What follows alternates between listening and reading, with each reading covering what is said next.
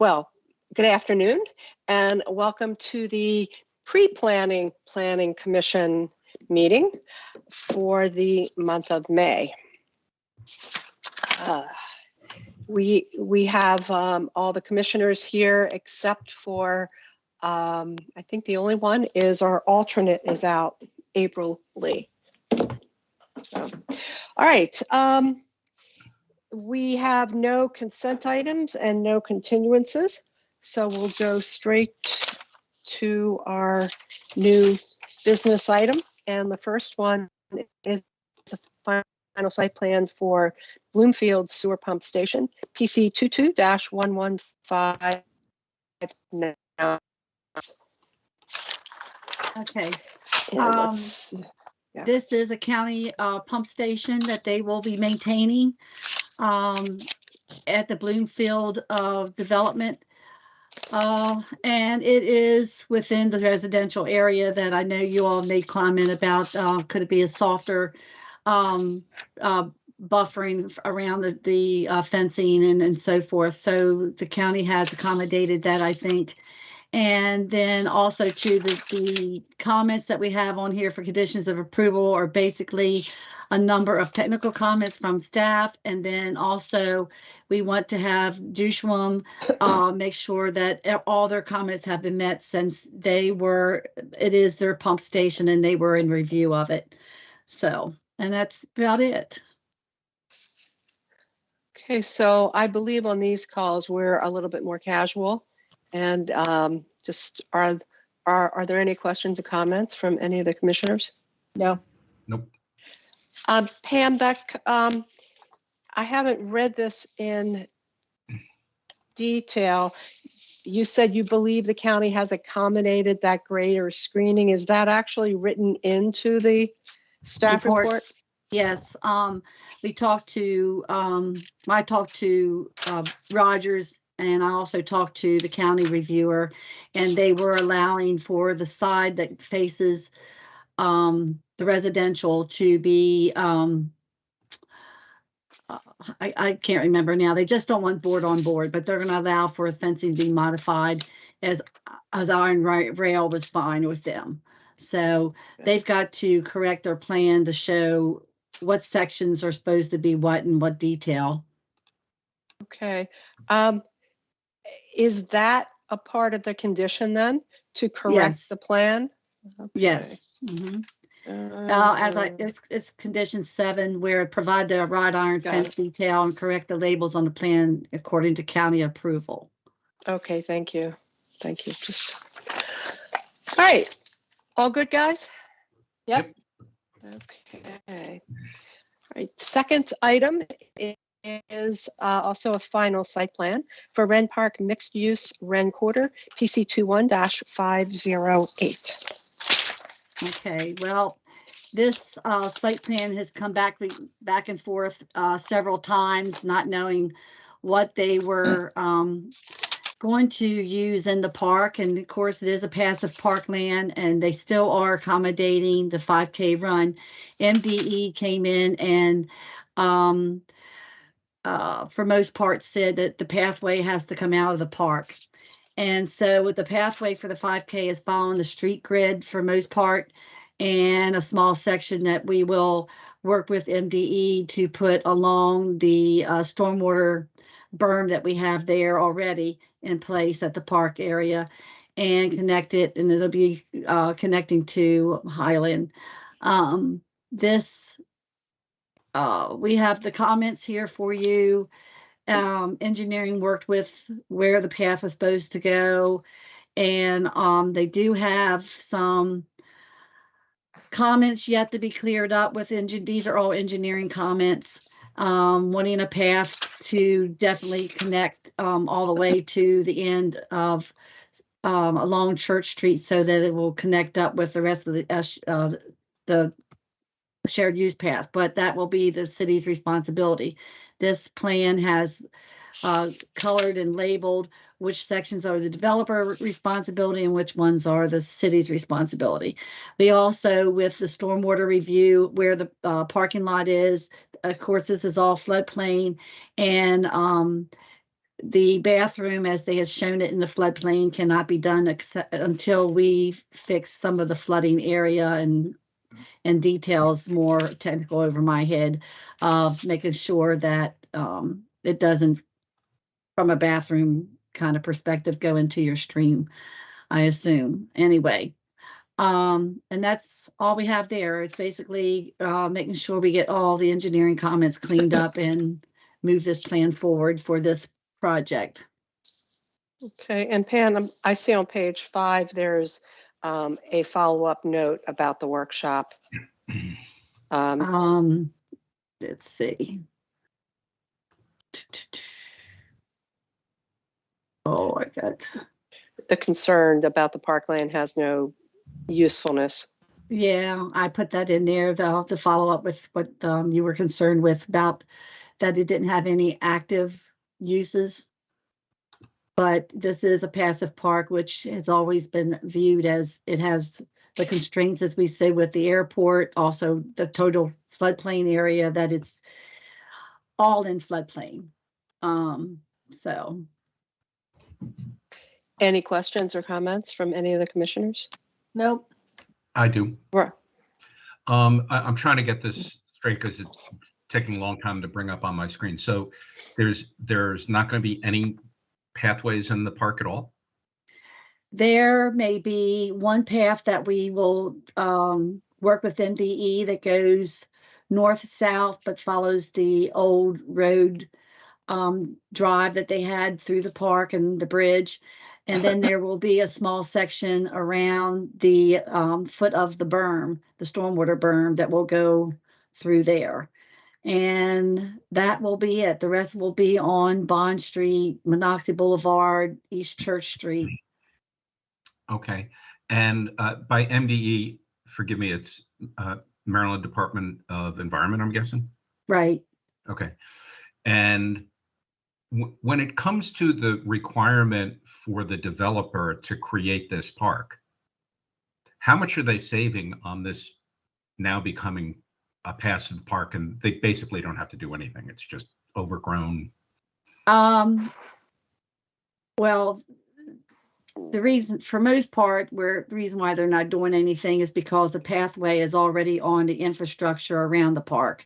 So they've had to build, the street grid and everything. So that kind of escaped them there.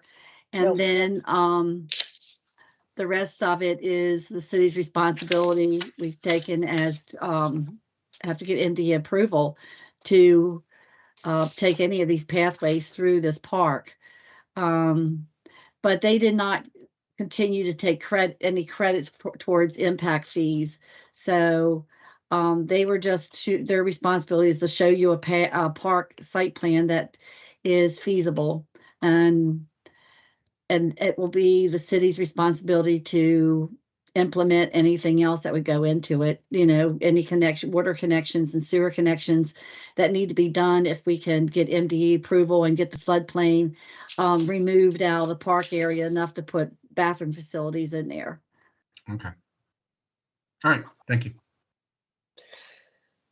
Anything else? So with all this being said, is this package ready for a final site plan review and approval? I mean, just listening to you talk now, I'm like, oh wow, there's some, issues. It is ready to go though. Okay. It's as much as we can for them to dedicate this in the future for us, which was part of their conditional rezoning for that property for Wren, that they dedicate this floodplain area to us as a regional park. Okay, thank you. All right. All good, guys? Yeah. Okay. Barb, Yeah. Barb, if I may actually, follow-up question to Pam. As to the limitations on active use in that park due to the floodplain, limitations on things even like walking paths, can you just kind of put that in perspective of, say, Baker Park. So is it correct that some of the things that are in Baker Park, including pathways and fields and facilities, perhaps wouldn't be allowed now? That possibly could be. Have those limitations and regulations basically changed in recent years? Yes, they have recently changed a lot of what they're allowing going into any floodplain area. Oh, that's an Okay, interesting. okay, thank you. Yeah, that's what it seems like to me, and that just helps to understand, like, we have that kind of stuff in Baker Park and it floods all the time. I'm Why can't sorry, we do I it can't over hear there? you. Barb, if you can put yourself Okay. on mute. You're shuffling papers. I can't hear him. Not moving. What did Not you say moving. now?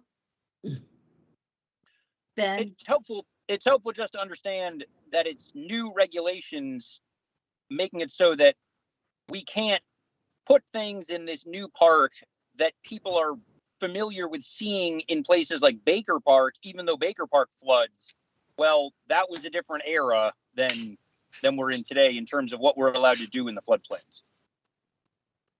Correct. Okay, thank you.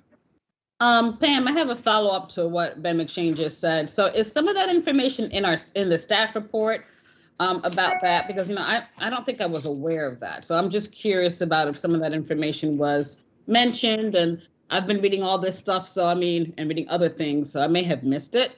No, I didn't put in there that at one time, the history of being able to put in certain things. But I did say in the staff report that MDE was, strongly encouraging us to remove those pathways out of the floodplain. And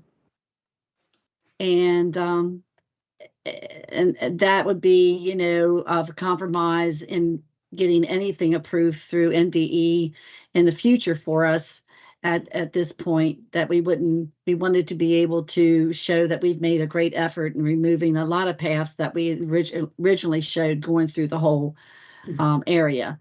But there was also a reason why this was not acceptable area for fields. It was also too, because this is a floodplain area that, it just gets inundated from the Monocacy over and over and over again through, and for maintenance of anything for the Parks Department would be, a hurdle there. And also too, with the airport, they had to get out of that one area there for the airport zone. So yeah, this was not something that was easily designed around and usable. Okay, thank you. And that's a lot, but yeah, thank you in terms of the whole thing. But yes, thank you. Okay, guys. The next two items are dealing with Brooklawn. One is the final site plan. The other is the combined forest stand delineation and preliminary forest conservation plan, PC 22-1014 and 1015. And these are also Pam's. For Brooklawn, we have the one modification, and it says it's for parking, but it's actually your lighting and everything for spillover that they're asking for modification. We've explained that this spillover is actually into their little park areas or on the drive areas of the place, and really not impacting the residential building at all.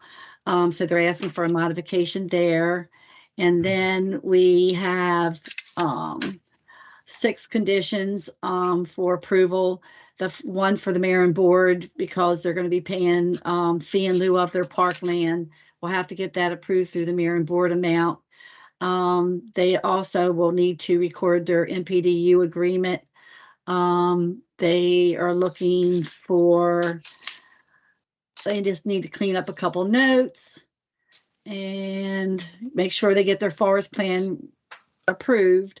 And then just one note here at the end is for engineering had added it for a cleanup. And that's it. we know we're still expecting a lot of comments are still coming in actually on this plan. They're so concerned with the access that is going through the Fairfield other parcel that was there. And I know they're still talking about this and still between the lawyers, I know they're all still talking about this. So I don't know what we will see that night, tell you the truth. And then the forest plan, they're going to pay fee in lieu of. We tried everything we could to get something on site, and we could not also to get the other parcel to work with us in getting retention area. Actually, I think that they have in those parklands as a landscape credit, but they aren't working with them at all, even though the forest conservation plan does cover both parcels. So it is what it is. So Pam, on page 4 then, there is a comment there, a post-workshop. If you'd address that too. Page 4. At the bottom. It has to do with the sound attenuation. At the bottom of page 4. Well, 5. Yeah, the sound attenuation saying that, you know, they do have accommodating the width of their for an attenuation wall in the future if the state would do it or anything, but they're not they're not responsible for that. They're not obligated to do that. all right, questions? I do. So at the workshop, the applicant had said they would go back and look again at the feasibility of going through Brooklawn 1 instead of past Fairfield. Did they do that? They are having conversations upon that right now. Okay. However, this is something that staff more than likely would not recommend, that if they come in that night and they say, oh, well, we've worked out a deal that we're going to take the road through there, you know, we would suggest that this would be continued, because they would have to rework this. And the path that they're thinking about taking it towards is near the stormwater pond. And you don't know if that's going to be impacted. And you also, too, because they're going to go through that other lot differently than the easement's already been expected, those people may have a lot of input after that change. You know, you may be satisfying this group of people, but then you have this other group of people that may not be as satisfied. Yeah. So you would have to have this continued. And I've already made them aware of that, because they approached us today about that we're talking back and forth and what would it take for us to do it. And so that's what I'm saying, that Monday, if they don't tell us, I would hope they would tell us before we would get to the meeting if they want to continue it so they can work on it.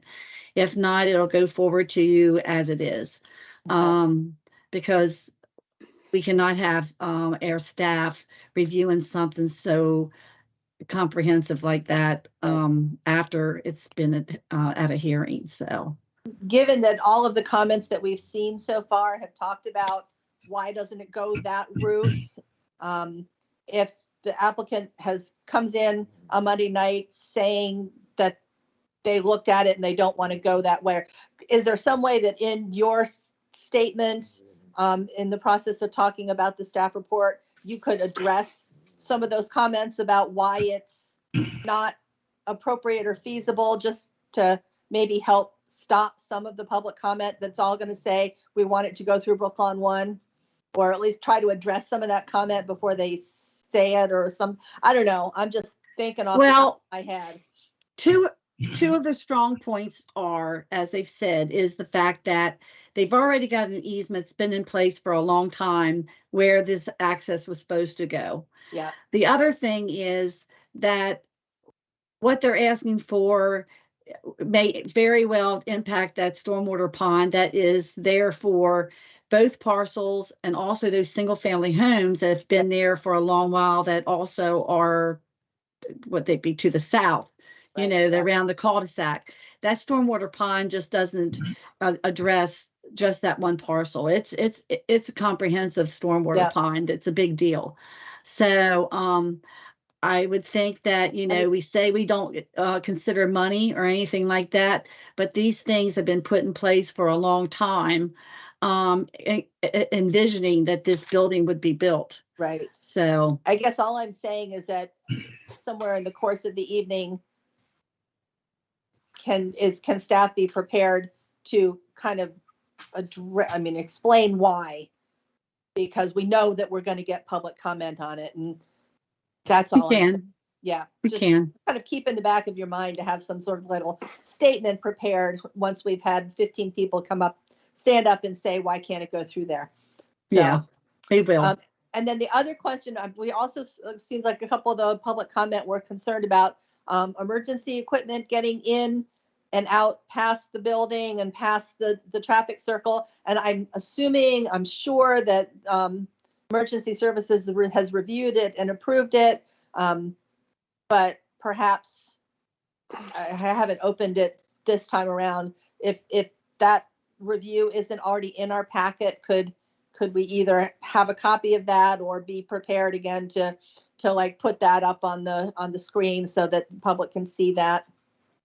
Well, it's really nothing to put up on the screen. When they go Okay. in, they have it in Enterprise and they're just say that they've reviewed it and it says no comments. That's all Okay. it says. So if that's the case, then it's already been reviewed. Okay, so it has been reviewed and it's fine. Okay, great, thanks.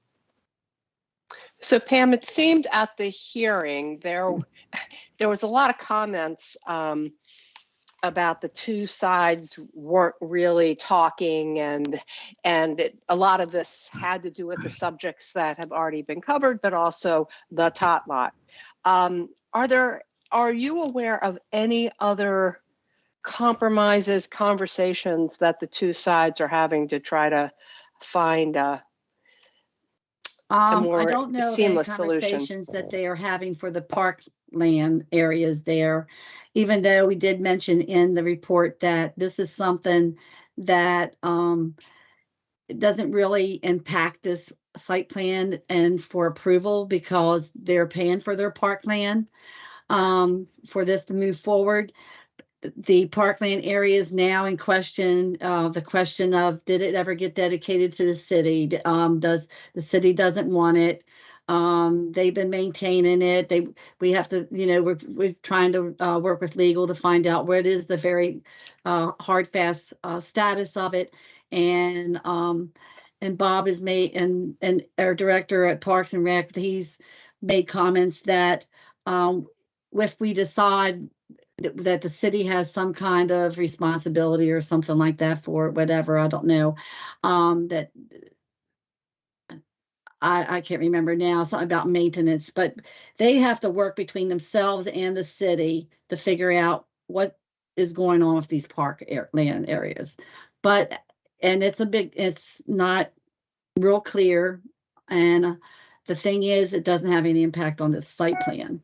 But we did mention it because we didn't want them, you to think that we've just completely forgotten it, because I know they all brought it up about safety and everything to go with the parks. But that is really a civil matter for them to work out with each other if people are going to use it and it still is in their, that it's their parkland. If the city finds that we have responsibility for it, then we will work with them for whatever they want to do. So that's where it kind of is left. Okay, thank you. Other questions? Yes. Commissioner Strawson's second question was my first question, and that was in regards to the emergency services. So my question is basically, I understand what you said, Pam, about no comment, in the packet or whatever, but is someone in the city prepared to respond to that in terms of an explanation? Not just no comment, but just explaining why it's not, it's not an issue. Right, we will. Okay. I'll make sure we're ready for that. Yeah, because we want to make sure that not only are people seen and heard, their questions and comments, but there's, a rational, logical explanation for why things can or can't be done, and not just, we understand the part about no comment, because, we see these packets, but they need an explanation. And the second thing question that I had was, or comment that I had, question maybe, is where are the two, I'm looking at the page 1 of the site plan, and I apologize, but I can't see, I can't seem to find the access point in regards to Mercer Court. Where is that? Because I don't know where it is. On your site plan, Yeah. it's something that has existed. I don't have the site plan in front of me. Let me see if I can pull it up real quick for you. Hold on. Thank you. If I can help, on page 5, is the Mercer Court, is that the one that is the cul-de-sac? It is the cul-de-sac, yep. Well, on page 5, they have a good diagram.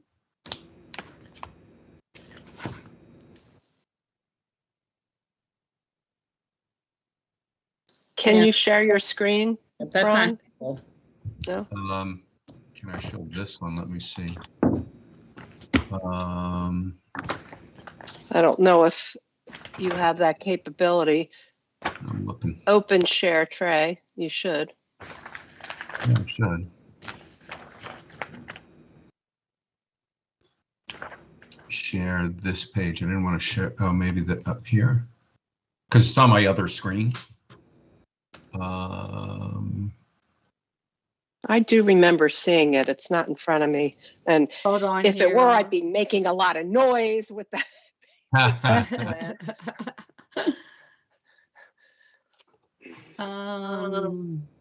It's right now, it's a stub. It's stubbed. Okay. And they're Okay. going to be, So in that stub is where that road is going to be. Okay. Gotcha. so if you go out and you take a look at it, that road's going to continue around. Okay. Which is, by the way, and I don't mean to interrupt Dorothy, but it is when we had the first workshop on this. That's why I specifically asked, was there a curb cut existing? And it's more than a curb cut. It's a curb cut and a stop. So for people to say we didn't know there was a building going there. It's been there, I understand, since the original condo was built, because it was the first, as you remember, of 2 proposed Which was condos. when, approximately, do we know? It I'm might guessing say. 70s. Based on the architecture, I would say 70. It's, I don't think it's 70. My mom lived there, actually. She no longer does. It's not a conflict of interest, but I do know that area well. And I'm not going to be there on Monday anyway. So. I'm sorry, Dorothy, I interrupted you. Oh, no, I'm done. Thank you. Anything else from anybody on this item? Yeah, I have a few questions. So I'm trying to get I'm trying to understand these 2 pieces of property, one that's very large that has the gazebo on it, and the other one that's a postage stamp and has a jungle gym on it. Did I miss some? Who owns these properties? The city doesn't own them? The city has stated that they don't believe it's been dedicated. We researched enough that we found that it was listed like we were going to have it dedicated, but they never transferred a deed to the city, and the Parks Department's never been maintaining it, and they still do not want it because of its size. But on the other hand, these people have been maintaining their park area and stuff, and that's the rub about, now you're gonna have more people there using their parks, and who does really own it, for them to make an agreement together. And so it's something that the 3 parties, including the city, has to really sort out the responsibility or ownership to send it back to them or whatever. So this is both pieces. The jungle gym and the I'm gazebo. assuming so, yes. Okay. That's number one. Number two is I drove around there the other day, and they have a lot of traffic calming bumps throughout the neighborhood. Mhm. Can we ask the developers to, okay, they're concerned that people are going to, it's one of the quietest places I've ever seen in Frederick. Maybe it's a little cul-de-sac corner, but can we ask the developers if they would be willing to put in additional traffic calming measures on Mercer Court? And I believe they talked about that they were going to have a table along in the road when you enter the place for calming. So they were already had proffered saying that they were going to design it that way. I don't think you would put anything within the cul-de-sac that would not be, I don't know how it would be designed for anything like that. But for entering into the site, they talked about the table of slow table, But I would Yeah. I would think right before the cul-de-sac, there's that small section that could have a traffic bump in there. I will have to look at that, and we will have to talk with the applicant and see if there's something else in design they can add. So I've got I've got the site plan here, and this is going back to Dorothy. This dark gray is all the new road, and actually it hooks into on the right side. If you drive back there, you can see how it was intended to be continued. It's back where the trash cans are on the right, and then on the left is off that cul-de-sac on Mercer Court. So I believe there are curb cuts and things that are already in place to extend that. It's kind of like a semicircle. And that makes a whole loop then. Thank you. This is Cherian. Were you asking about some speed bumps within the area they're proposing to develop internal to the site or on public streets? And those public streets are not of long enough to be of concern typically of speeding or anything like that. I mean, it has a curve, it's a short segment. It's not typically we would implement traffic calming. That makes sense. Okay. I thought, Ron, that you were talking about the public street, right? I was, but what Cherian says makes sense, that it doesn't look like if somebody came around that corner that they have enough time to even speed up to need a traffic calming bump. If I understand Cherian correct, is that what you said, Cherian? Correct. Yeah. Okay. Yeah, we typically would like to see an 800-foot segment. I mean, we have to be reasonable when people say speeding issues, and you have to speed somehow to get to that point. But if if it's not an 800-foot segment, we say, yeah, I memean, somebody may try and do it, but not realistic. Yeah. Okay. Thank you. So do I understand you that there's something I do not have to approach the applicant about in providing some thought towards for that night too? They're already showing the table there after you enter in the. Correct. Okay.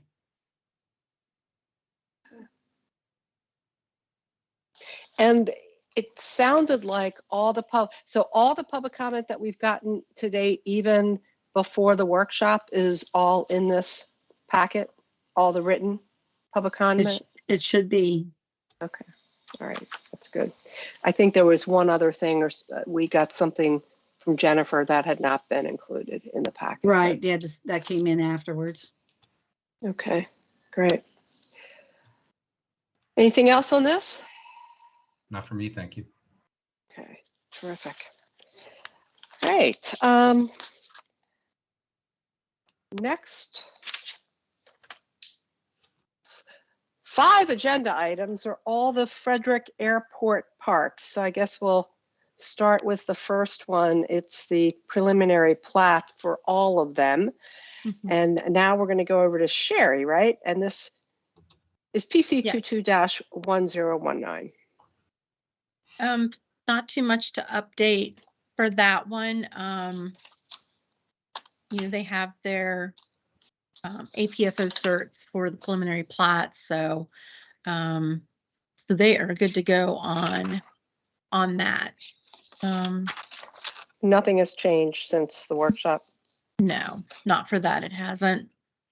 Any questions from any commissioners? Nope. I have one thing that I've been wrestling with, and I spoke about it in the workshop. The biggest concern I have, and I've voiced this numerous times, where we've already approved, by my count, at least 5 large distribution centers. And I can understand why this location would be good for them. And I asked the question about the interchange with 70. And I don't know how to address this. It's really not the fault of the applicant. The applicant is applying for all the things that, basically APFO, everything, they're not really even asking for modifications, I don't think.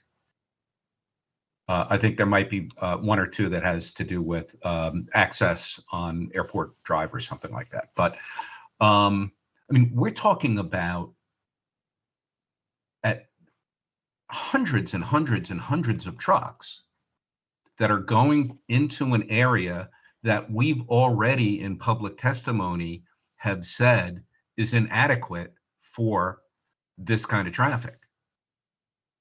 So as a planning commission, I'm at a loss. To question whether these properties are going to create a complete logjam in that section of the city.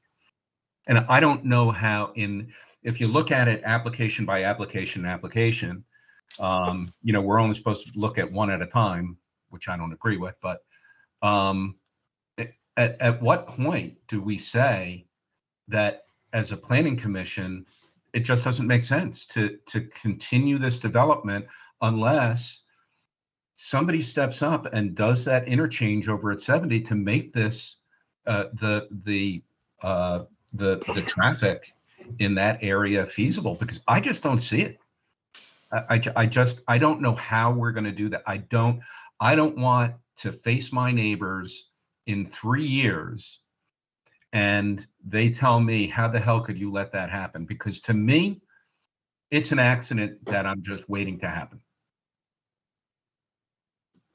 I guess this is a group question. I don't know how to handle it. It's a Cherian question, yeah. There we go. Cherian, I'm sure you have a dartboard with my face on it. Yeah. No, I was trying not to show my face. No, you bring up a great point, and I don't think it's not lost on anybody that the infrastructure is lagging in here, especially. And I wish I could give you a timeline or say this is what's going to solve, but I guess we all know what's going to solve the issue, but I think unfortunately, I don't know, some of this is out of cities, at least planning staff or engineering staff's hand, and even our own capital improvement program. This needs a higher level of intervention to kind of address, and whether the planning commission writes a letter. I'm not quite sure what exactly needs to happen to make sure that these get escalated to a level that you're doing the right thing. You're raising the alarm, and we at the staff side we see it too, but I'm not quite sure where the solution lies. So Cherian, because we have talked about this, Ron keeps bringing it up, and is it I'm not suggesting this, but is it within the purview then of the plan? Like, if nobody quote can do anything, and yet we are going to be approving developments that in the future will have mitigation, but will most likely be developed before that mitigation is in place. Is it, and you may not be able to answer this, but is it within the purview of the Planning Commission to deny these applications? I don't know that. And I guess we can always do it, but I don't really know what the Well, I'm not a lawyer or Right. a legal Yeah. expert, but I think from a technical standpoint, just looking at what is out there today, future in the future, I think to your question, I don't think there is any basis for denying this, because the way the annexation agreement was written when the particular property was annexed into the city, there was only a requirement for them to fix one issue, and which is what is part of, it's a condition on them to mitigate as part of their APF4 roads provisional certificate issued. So unfortunately, that's what's really binding the city. I mean, the traffic study they did document that Monocacy and East Patrick will fail. I mean, these are known facts, and the corridor will fail. I mean, those are kind of issues. But unfortunately, the annexation agreement limits, I mean, to the applicant's benefit, they only have to do one thing. Okay, so I have a follow-up question. That was the annexation agreement before they knew what was going to be developed. Isn't there another checks and balances on traffic once the development plan gets teed up? No. And they don't have to pass, there is not an APFO relative to traffic that has to get passed? They do have to pass the APF4. I mean, if say in a scenario where they came in and tested that one particular intersection, which is the Maryland 144, right where the airport runway is, where you cross over into go to MBA and DPW, that's the only intersection that failed, which then required to mitigate. So the annexation agreement basically says, if there is an impact at that intersection, you need to mitigate. You don't have to do anything else. So that's really the binding condition or factor in all of this. So even if they did a traffic study that looked much more broader from it, other intersections, etc. But even though it shows up as a failure, there is no teeth in our regulatory framework to say, oh no, you got to go outside the bound of what is within your annexation agreement and fix something. And they said, man, yeah, it's a very limited scope within the annexation agreement that puts us where we are today.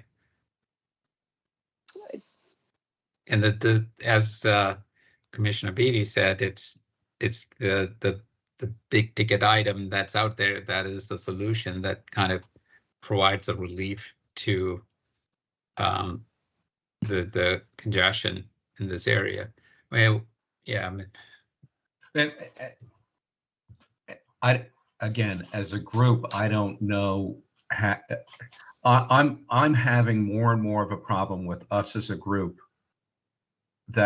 where we are knowingly creating a terrible condition over here.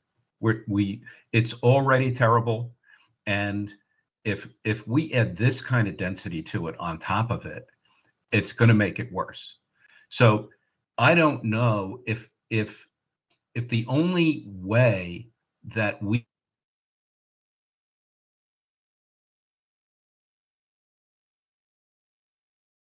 essentially what we're doing is saying, there's going to be a moratorium on this development, and then let the developers go and pressure the people that they need to pressure to build the interchange. And if that was the case, how long would an interchange? I can't even imagine how long an interchange like that would require to develop. Many years. Yeah. Right. And if they started it at the same time, that if they were able to get it somehow fast tracked and use their political clout to get that done, if they started it at the same time as they start construction on these, then it probably would all be finished at the same time. I don't know, but Yeah. I mean, that's my concern, and that's my concern from this point going forward, because I'm just not comfortable with it. We know it's a failure. We know, we look at it and we know it's going to be a nightmare there. And I don't think, and we just have all acknowledged that. Yeah, I hear you. I just don't think, probably there is no legal basis to. Yeah. I mean, Sherry can probably speak to it, but I don't think there is no legal Yeah. basis to then You know, recommend yeah. denial. What Gabrielle might say at this point, it just dawned on me that we don't have, this is a public meeting, it's being recorded, but the applicant is not here.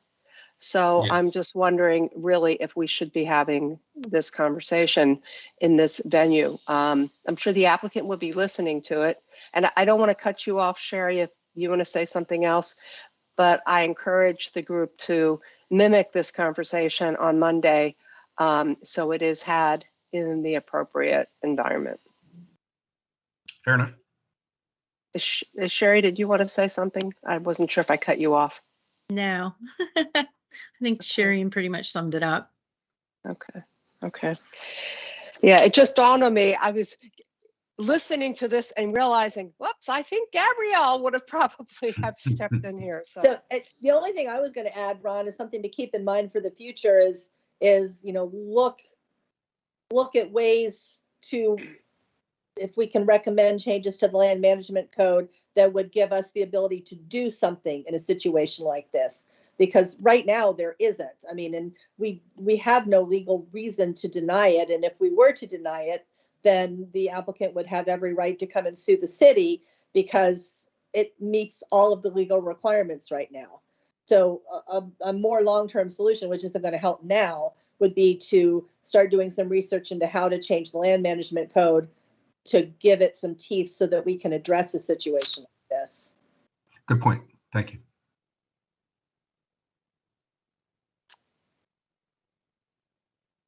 okay, so we also have all the individual final site plans to go through. Let's just announce them one by one. Just so first is the Airport Park Lot 1, 1021, PC 221021. Sherry. Do you want me to go through them individually or? Well, just if there's nothing, or unless you have overall comments on all of them or specific ones on each one, why don't you guide us through these then? Okay. So basically the same comments. There were updates from the workshop.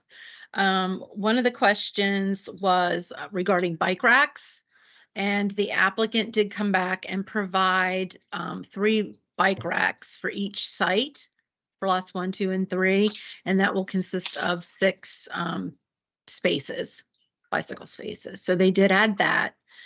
Joan, you had a question about clarification regarding the trucking and the loading spaces with regard to their modifications. So lots 1 and 2 do need both the truck and the loading spaces to meet their minimum parking requirements. Okay. So lot 3 only needs the truck spaces. Those spaces will satisfy their minimum parking requirements. Okay. So they won't need the loading. I think, let me see. I believe, Dorothy, did we answer your question sufficiently about the split zoning on lot 1, the M1 versus general commercial? Yes, thank you. Okay. Just wanted to make sure. Let's see, I think the screening that they were, the modification for the screening on lot 3, they wanted to not provide the fence up by where they border the airport property. because there's really no use for it. It's not going to serve really any purpose since it's just open land. So, and I believe that was it. Let me just double check. Yeah, I think that was it. So if you have any questions on any of that. Any questions? Nope. Nope. Okay. All right. Well, that takes us to our last item. And I think Pam is going to lead this through, and this is the text amendment, Article 4, Section 420, Carroll Creek Overlay, PC 22-370. Before, I do want to tell you all, as I was reading it through today and reading the draft language, I was very confused. So I called Joe Atkins, and he was too, but then he asked a couple questions. So just in case any of you were also confused, I'm going to point out what he what he said to me, is in case you're looking at this more in depth over the weekend. So what I'm talking about are the 3 pages, in essence, page 9, 10, and 11. So it's in the staff report after the recommendation. Okay. If you all will go to that.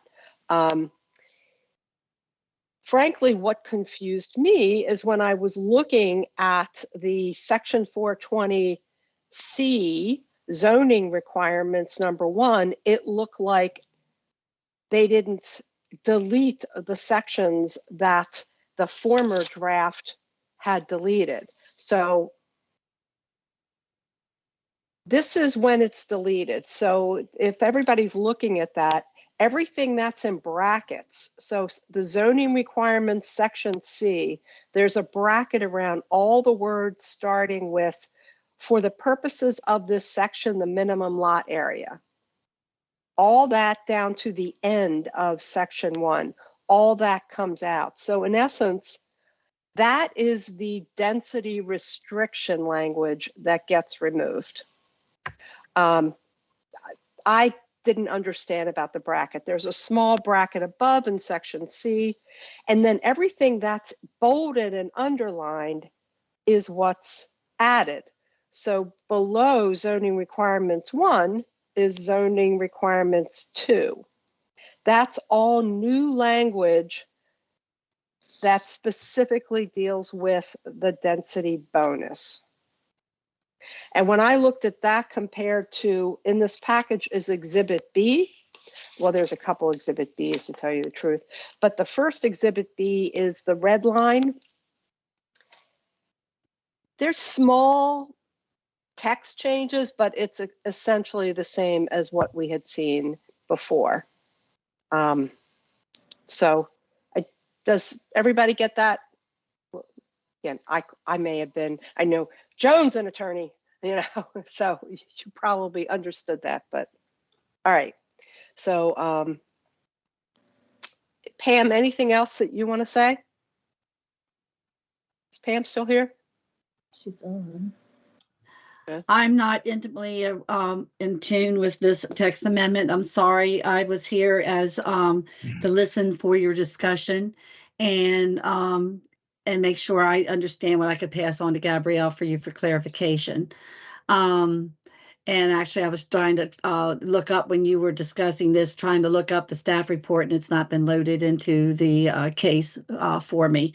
So for me to try to get around and get back, I was struggling to get back to the right drive to pull up the staff report. But you're talking about the density language and for elimination or substitution, correct?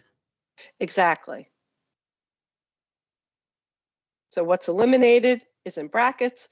What's added is bolded and underlined. And once I understood that, all the pieces fell into place for me. So I just wanted, because I knew myself, if I didn't get it, I was going to have all these questions if I was going to be there on Monday.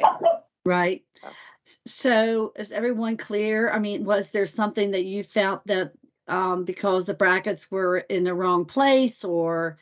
No, No, okay. I just wanted to make sure there was nothing that you found that was that you weren't comfortable with the text amendment itself. Well, let's say the text amendment language is consistent with removing the density restriction, adding the density bonus as per staff's recommendation.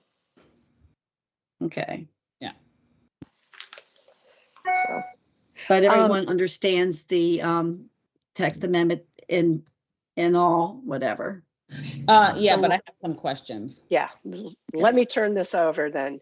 Dorothy, go first. So the first question I have is, from what I understand, the additional density is what would be achieved by removing the penalty, correct?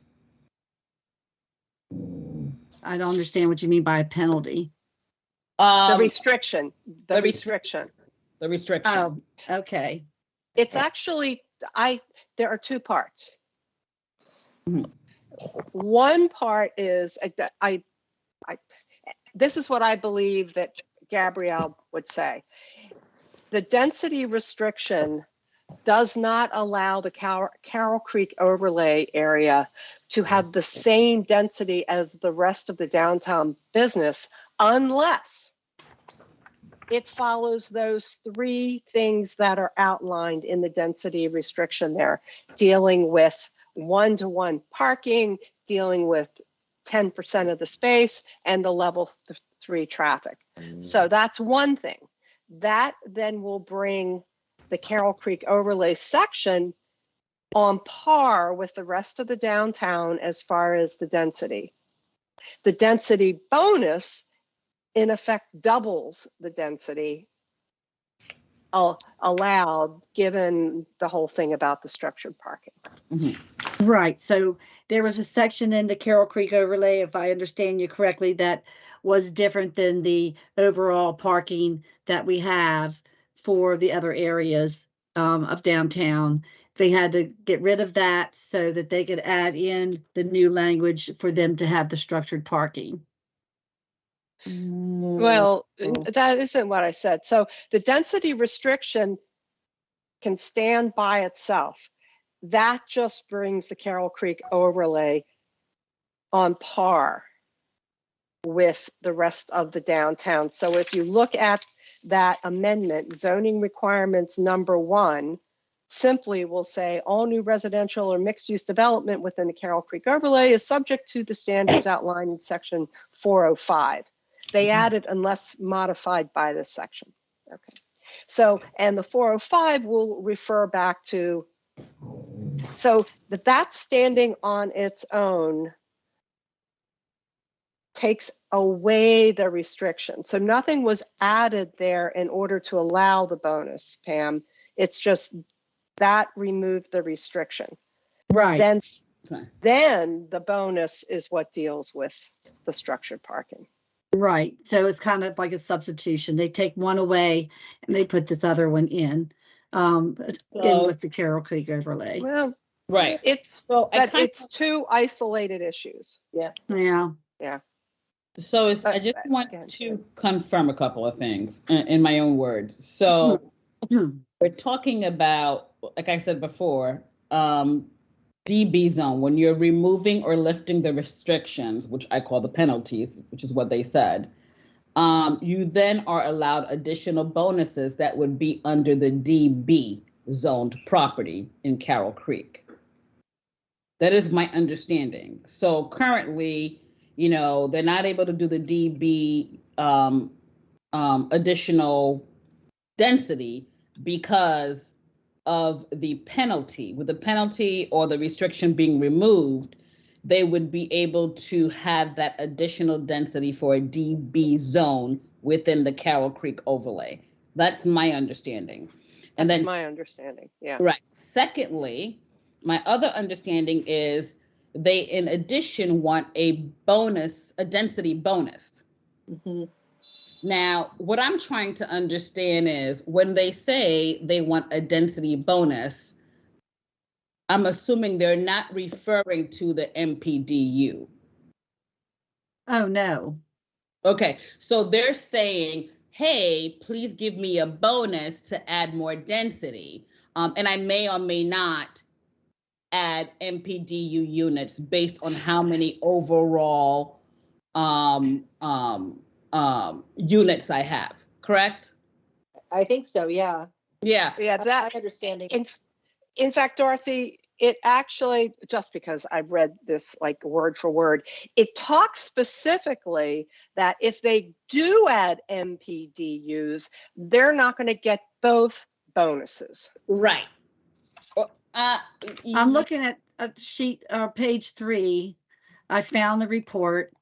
Hold on. To ensure that the potential density bonuses achieved through the provision of MPDUs and the new structured parking allowances would not exceed 100% of the density allowed.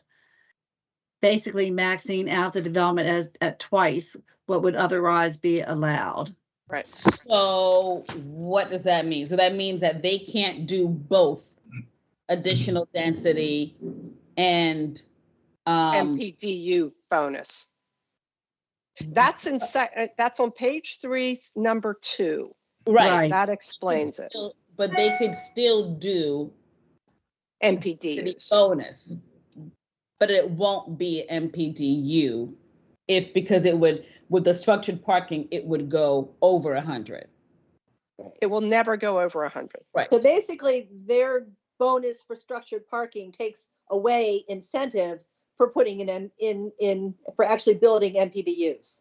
That was my point. Okay, thank It you. has That's nothing to do with it. Yeah, Yeah, that's exactly. I mean, that's my interpretation of what that means. Yeah, and that's what I wanted to make clear for me, because that's the conclusion that I drew as well, but I wanted to make sure. And then the second comment that I had was, what I would like to see is for us for Monday night is to have some data around density for the city.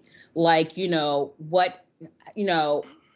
where do we stand as it relates to density? Like, and is there a 5-10 year analysis that shows the rate of growth throughout the city?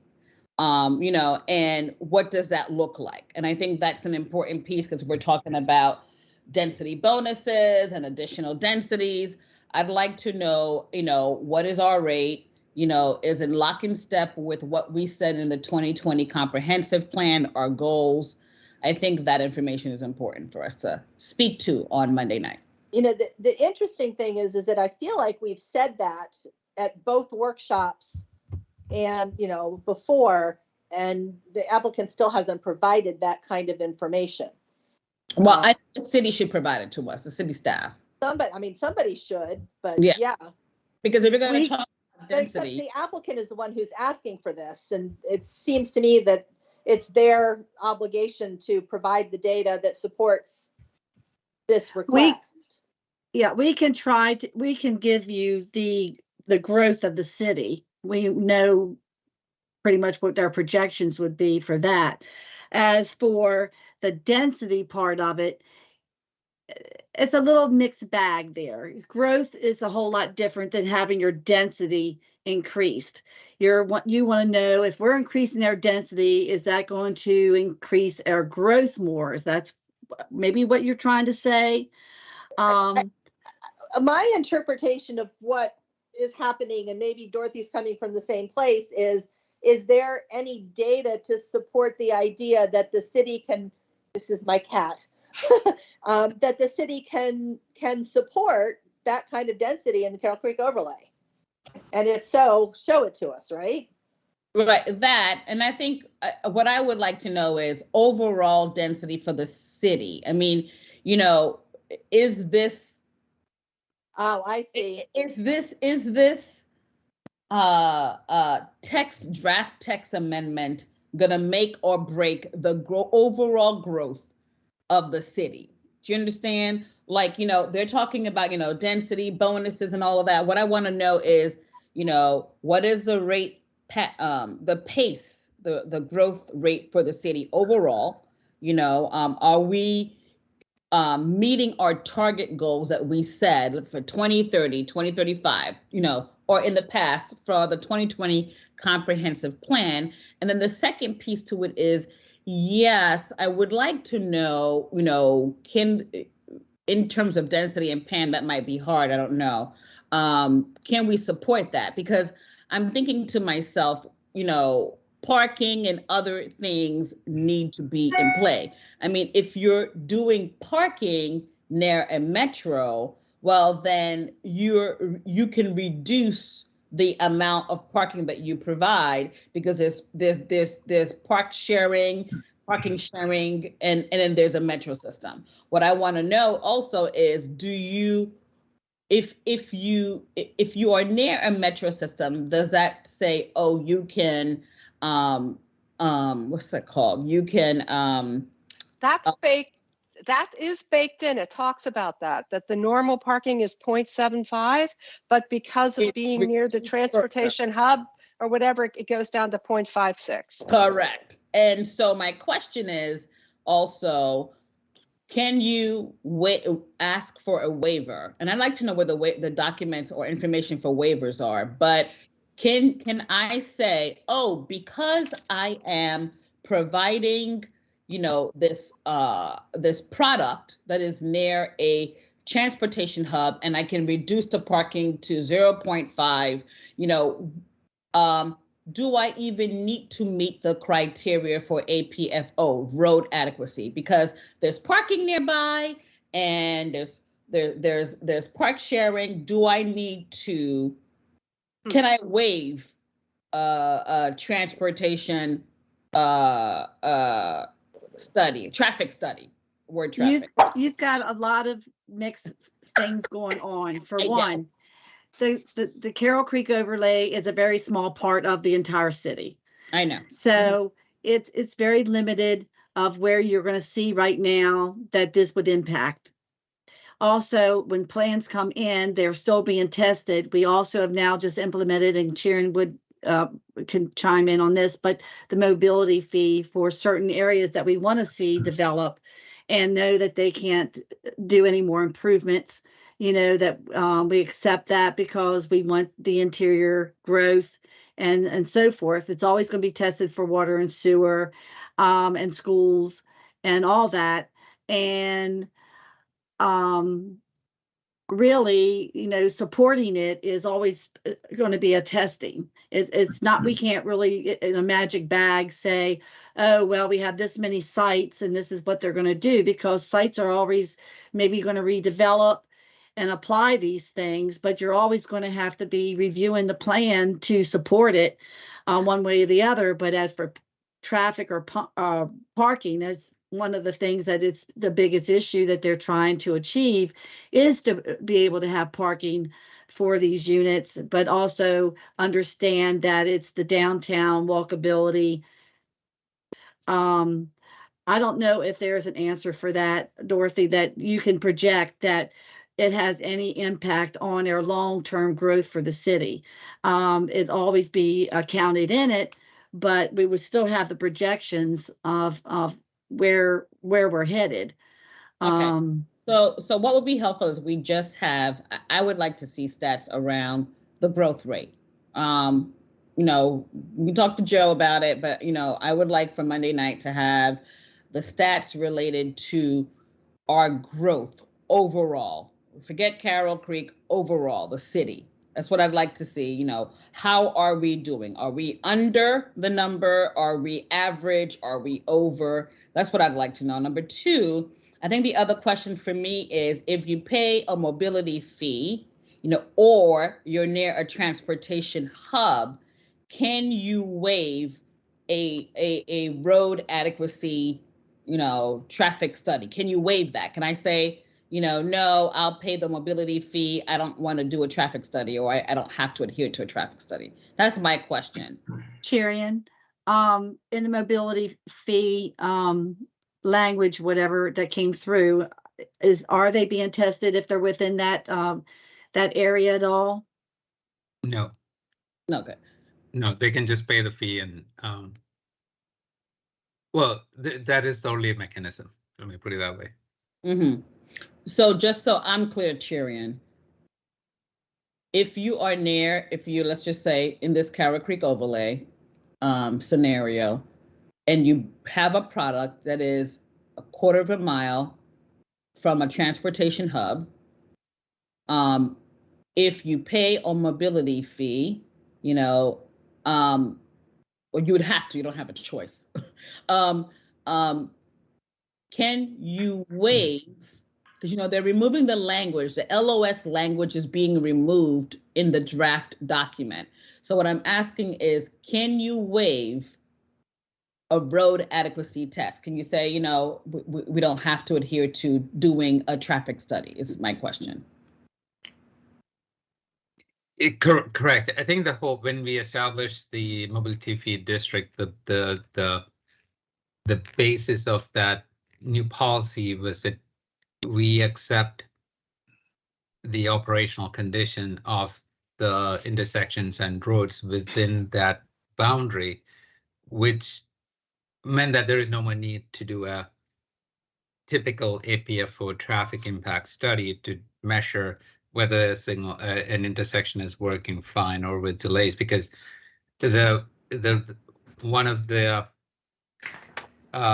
reasons that led to mobility fee district is the fact that what we found was, even though somebody would do a traffic study and we realized that no, with the historic properties or right-of-way constraints, we provide an exemption from, or found that they don't need to do an improvement because of the constraints that are out there. So rather than telling somebody, oh, you don't have to do anything, any mitigation, we wanted to still capture some monetary value for the impact a property or a development would have. And that's really what led to creation of the mobility fee district. And I'm kind of very simplifying it, but we wanted to kind of monetize that impact some way rather than telling people, oh, you don't have to do anything. Okay. And also too, the Carroll Creek overlay is not totally within the mobility area, right? Right. I think the eastern parts probably is outside, though I'm not 100% sure. Okay. Real quickly, where in the staff report can I find the fact that they don't really have to do a traffic study or road adequacy? They can pay a mobility fee. I'm just trying to figure out where that is in the. I don't know if that is in this. This one. Density attained in parking. She's got down. Hold on. Mm-hmm. Form-based code. No. I could have sworn there's something about an APFO, but I don't know where it is right now. Yeah, I think that's what hold current on. language requires somebody to do a study and show that the indicate the level of service, etc. And with the new language, I have to admit that I haven't really looked at it. Yeah, and I can find it. Page, okay, here, page 5. They're talking 4 and 5, I think. You're talking more. It says here, with regards to road adequacy, a large portion of the downtown is subject to a newly adopted provisions downtown Frederick mobility fee, which establishes a structured payment schedule and development projects contribute to in lieu of traditional APFO testing. And then she goes down to later, in addition, for denser projects, structured parking has been point of a negotiation, private developer where it's not been, surface parking proposed. And then she's got examples of projects. And I'm not sure if these were all, they were all ones that were approved at one time. Yeah, I saw those. Yeah, I'm looking at, top of page 5 that you just read. With regards to road adequacy, a large portion of downtown is subject to the newly adopted provisions of the Downtown Frederick Mobility Fee District, which establishes a structured payment schedule that development projects contribute to in lieu of the traditional APFO testing. That's what it says. So yeah, yep. So as I look at this particular text amendment, you're requesting additional density by removing restrictions or penalties. You're asking for more density bonuses. And you're reducing parking because you're close to a transportation hub, and you don't have to go through the traditional APFO testing because you can pay in lieu the downtown Frederick mobility fee. I don't think they're actually reducing parking. I think the whole point of this is that they want to be able to build more parking than is required. And in order to be able to do that, they have to put it in these underground structures. And so that's why they want to increase the density bonus. Right? No, Joan? I don't think they're getting more parking. No. They're just saying that because they will provide on site, that they will get their density bonus. And if that's, as I understand it, is that correct, Barbara? Yes, And- that's, in fact, there is, I believe it's back on an Exhibit B back in the staff report. Okay. It goes through the Yep. different scenarios and the Yep. parking. I at first thought that meant that they were going to give additional parking, but no, they're No. going to still do 0.56. That's So Okay. right. actually, there is going to be less. There's going to be a lot more cars that don't have a parking space because they're doubling their density and still only providing basically a half a space per unit. So Joan, if you look at 420, if you go to the LMC and you look at 607, and I think 420, it says that if you are near a transportation hub, you would be providing 0.56 space per Right. unit. Right. So before it would have been the 0.75, but because you're a quarter of a mile, it's reduced. Right. And No, I when got that part. I just for somehow was misinterpreting what they were asking for. I thought they were asking it to be able to increase the parking by putting in this structured parking. No, Okay. no. And then you It's really the bonus. The bonus is all about doing structured parking versus surface. And Yeah. because they're going to do structure and not take land mass, they want to double their bonus. That's the bottom line. yeah, and not go through the APFO, but remove the language for the LOS, I think Right. it is, level Yeah. of service. So I find that to be a win-win. Okay, thank you. Okay, Anybody? I've got a couple things I'm going to take back to Gabrielle, that we do know you want the stats for the overall growth of the city. I'm thinking that we really would be good to have an exhibit to show the mobility boundaries versus the Carroll Creek, maybe. Yep. And your questions of clarity on the MPDUs and the density. And I think that's probably it. Does that sound right? It's right to I- me. I would be, and I'm not sure that Exhibit B answers this question for me, but I would be interested in seeing if there is if a building is put in the Carroll Creek overlay that meets the height and the setback requirements, is it really feasible to put a density of 150 units per acre? I mean, to me, it sounds like they pulled that 150 out of the air, and I'm not even sure if that's achievable or realistic. I mean, so if there's and I can't open It's a good question. the Exhibit B right now, but it seems to me that it's I don't know. Well, it's like everything that we have, we have a density where you can have 75 units for the mixed use Right. per Yeah. acre, right?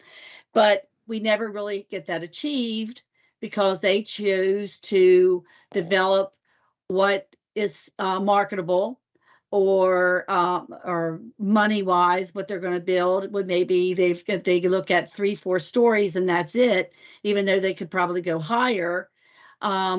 And they also do it because they're limited. If they're not going to give you structured parking, they're limited on their surface space as you're looking at maybe Monocacy Center. And also too, you have other regulations they have to meet. They have to meet their forest conservation. They have to meet their parks. They have to, and other Right. things.